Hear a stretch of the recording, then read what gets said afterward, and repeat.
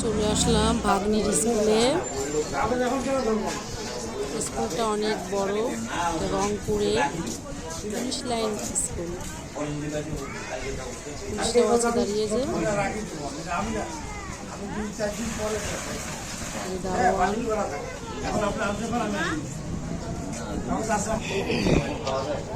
অনেক গার্জিয়ান, গেটের সামনে অনেক গার্জিয়ান। ছুটি হবে এখন, অপেক্ষায় আছে তাদের বাচ্চাদের নেওয়ার জন্যে।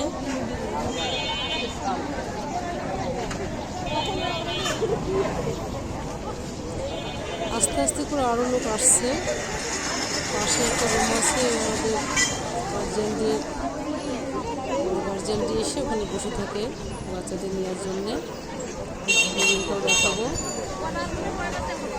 এই যে অনেক গার্জিয়ান এসে দাঁড়িয়ে আছে, যারা যাবে এখন সেই রুমটার মধ্যে। রুমের মধ্যে অনেক লোক আছে। এই যে